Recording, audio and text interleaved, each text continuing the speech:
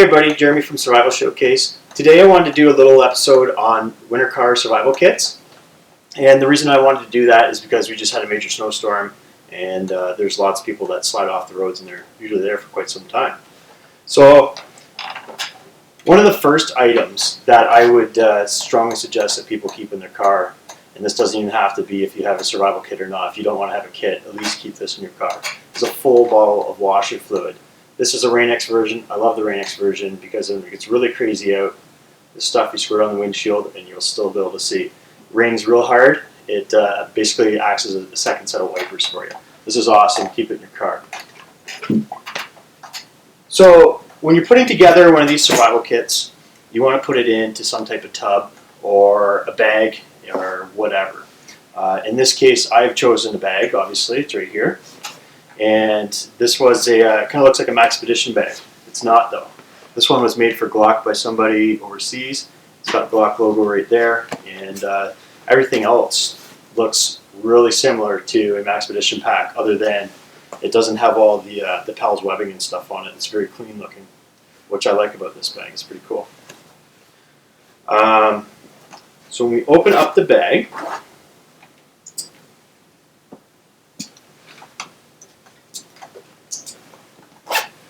get into the first main compartment, and you will notice that I have one of these little pots that fits onto the bottom of a 32-ounce Nalgene bottle. Now why I have that in there is because I can use that in conjunction with this. It's a survival candle. What the survival candle does is really awesome. There's two little slabs of metal in there, and you fix them to the top of the rim, like so. And then with either the lid of the survival candle, which is very shallow, or the 32-ounce Nalgene bottle pot, you put it on top like that, and you now have the ability to melt snow and ice and get yourself some water. This also acts as a heat source in your car. It's got a very thick wick on it, so it is going to stay lit for you. And there's 2 strike anywhere matches in there as well.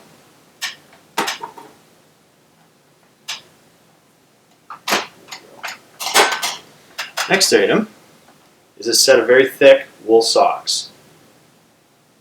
There's the inside of them. They're very fuzzy, very awesome to wear on your feet. I have those in there because I also keep a set of boots in my car as well. What I would do with these is I would put them on over top of my everyday standard socks, and then I would put my boots on, which are right here. That's a USMC Danner rat boot, and they are a size 9.5. I regularly take a 9 in Danner boot. This 9.5 fits perfect with a set of wool socks on. If I wear wool socks with a 9 boot, not going to work. It's going to cramp my feet. Next in the bag, the main compartment, we have a road atlas. This is great because you don't want to keep running your car and charging your phone and playing around on your phone. Your phone can go dead because it's colder, so at least you'll have a map that you can reference to somebody if you have to make a call. Save your phone for that type of stuff. If you have to make a call, you can at least tell somebody where you are. Next in the main compartment, blanket. This one happens to be a wool blanket. You can have any type of blanket. It's one of the main things that you should have in your car in the wintertime. Keep yourself warm. You're going to stay alive.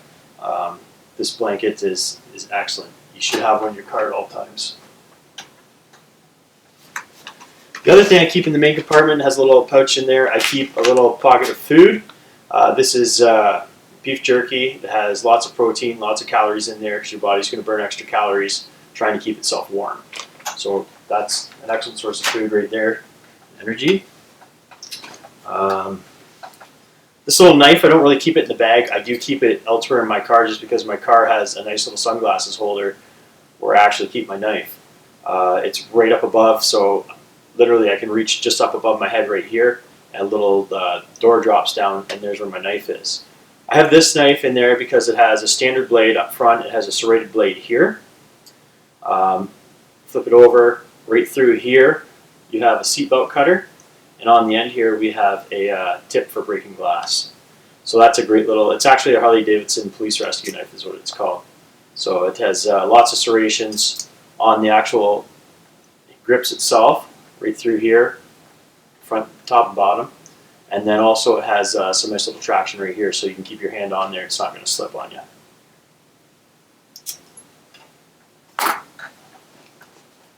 Next up, we have the next compartment. And I keep in there some reading material. It's just a little book to keep your mind occupied. So if you're on the side of the road for a few hours, you have something to do other than just sit there and stare out the window and keep yourself warm. This is a nice little book. It will keep your mind in good shape. Next item is really important to have in your vehicle as well. These are glow sticks, and you can affix this to the outside of your car at nighttime so that you don't have to keep your lights on in your car, although your hazard should still work. But you can keep that on the market if your battery goes dead. The other one, if you had to leave your car, you can affix it to yourself so people can see it. It's very important.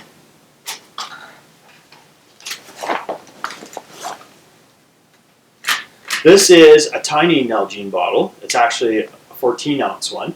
And what you can do with that is the snow and ice, or the snow and ice that you melt, you can put into here, and that way you have a source to keep your water. So you can always have some more melting on your pot, and you can keep some in there that you can drink.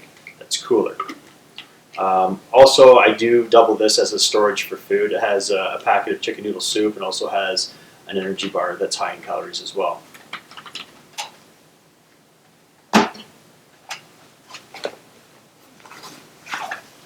If you have to make some kind of note or something, it's good to have some note paper out there. This is Write in the Rain, so you have a pencil or a pen and this notepad, and you can write literally when in downpouring rain. It's going to stay on there. It's not going to smear. It's not going to go away. Good little notepads. On the back, they all feature a little ruler on there, so you can, if you have to take some kind of measurement or something like that, you have the ability to do that.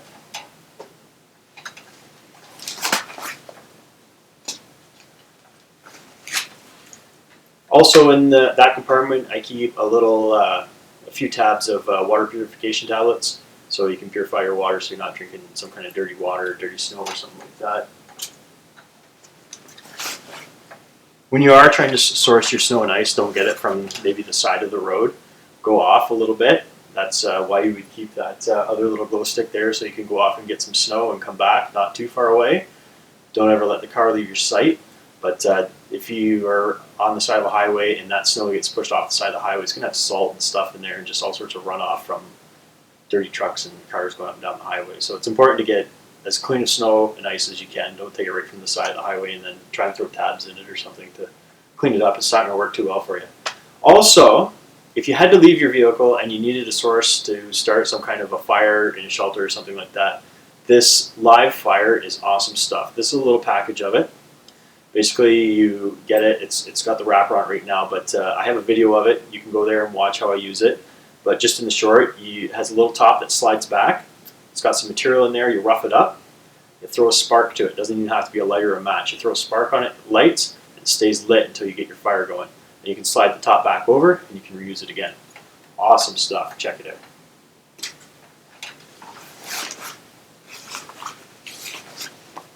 Moving up to the front, in the small pouch at the front, I have a set of sunglasses because snowstorms can come and go quite quickly, and sometimes you'll get a streamer that comes in off of a lake and then it's gone and it's really sunny out and it looks just like a beautiful day.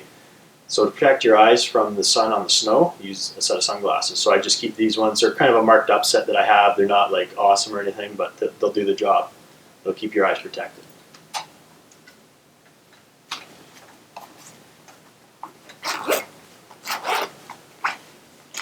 Next pouch, I have a little first aid kit in there, and this is an adventure 1 to 2 persons first aid kit. It has a bunch of stuff in there that is that's excellent. You know, if you get a cut or something like that, there's going to be enough stuff in here to help you out. Maybe it doesn't have splints or anything like that. For a standard car first aid kit, I would get something bigger, but to have in a pack, this is great. Standard little survival kit. This is a 7-item survival kit. It has an emergency foil blanket, so you can use that in conjunction with your wool blanket and you're going to stay toasty warm. It has a fire light. It has quick tinders, so you use the fire light to throw sparks at the quick tinders and they will light up for you and light you a little fire. It's got a slim rescue howler whistle, so you can track the tension. It's got a button compass, so you know which direction you were headed in your car. You can say I was headed south, or I was headed north, or I was headed east, west, whatever direction.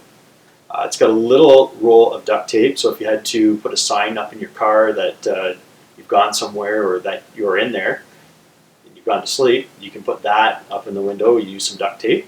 It's got an SOL survival instructions booklet with some more great tips in there for you on survival items. That is the extent of our kit. Some other things to consider for the trunk of your car or the back of your pickup, the back seat of your pickup, wherever you're keeping these items. A bag of sand and salt mixture for traction for your tires in case you just get a little stuck somewhere. And the other item that's really important is a little shovel. You keep a little shovel in there that you can dig yourself out, dig some little trenches, or get down to the bottom where you can put that sand and salt down and get some really good traction and get yourself out, so you don't have to sit around waiting for somebody to come get you. Those are just a couple other ideas. I'm going to post a link in the comments section that takes you to a website that has some really great survival tips on there. It's a Canadian government site, so you go in there and check that out. They got a list of stuff in there. It's awesome. So thanks a lot for watching my video today. I hope to do a few more videos, and we'll see you in the future. Thanks a lot.